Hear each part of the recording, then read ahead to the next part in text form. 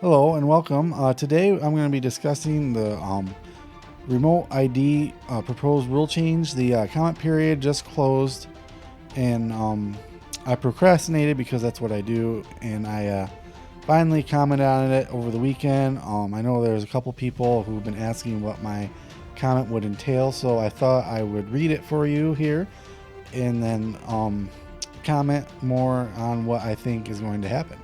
So my comment is more or less a letter than it is more, I would say, a comment.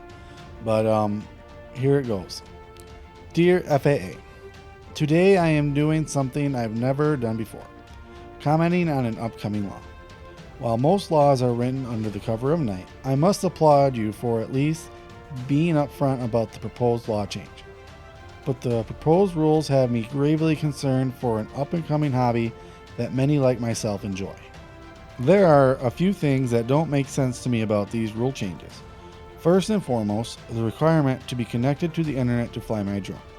While this might look good on paper, in the real world, this is unrealistic.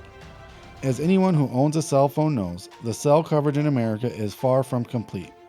Look at any cell carrier service map, and you can see that for many people and locations, flying a drone will become impossible.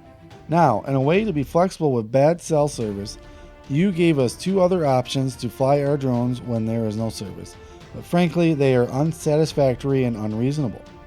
I fly mostly for creating YouTube videos of scenic locations across this great nation. Most locations I have flown have no cell service and would lock me in a bubble that would severely affect video quality and potential revenue streams and opportunities. I feel a reason for these proposed rule changes is an attempt to stop drones from flying out of line of sight and to track drones up to nefarious operations. But as the proposed rule is currently written, it doesn't effectively correct either while putting unbearable burden on a hobby that is already safely operating under reasonable safety regulations. At the time of this comment period, there has been no reported deaths caused from a hobbyist flown drone. So for a hobby as a whole, it has a great safety record that's safe for everyone in the air and on the ground. It's definitely not a safety record worthy of restricting the liberty of drone hobbyists. Another reason for these proposed rule changes is to allow out of line of sight delivery drones to enter the same airspace and operate safely. Our hobby understands that this is coming and welcomes it, but not if this is how it is going to be implemented.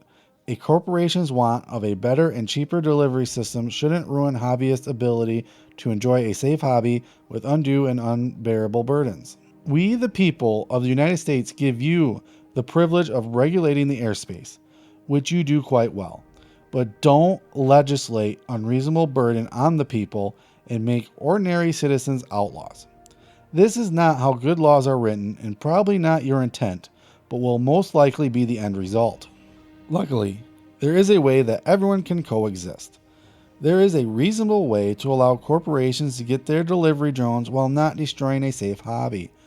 For starters, a better system would be to require drones to broadcast and receive telemetry from other drones in the air to avoid collisions. Another part of that could be to have visual flight rules and instrument flight rules for both hobbyists and corporations. These are better options that don't impose undue burdens on either side. Now, I fully believe the current proposed rules are not the answer, but I do know there is a solution out there that benefits everyone with a vested interest.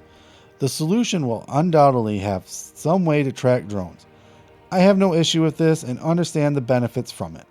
I do have an issue with the rule to require drones to be connected to the FAA at all times. Maybe, someday when the cell technology is there, we can cross that bridge, but for now, it's a bridge too far. In conclusion, everyone knows that there is going to be a need for remote ID, but as written, the proposed rules are not the answer. There has to be an open dialogue among everyone with vested interests and come together on a system that works for all.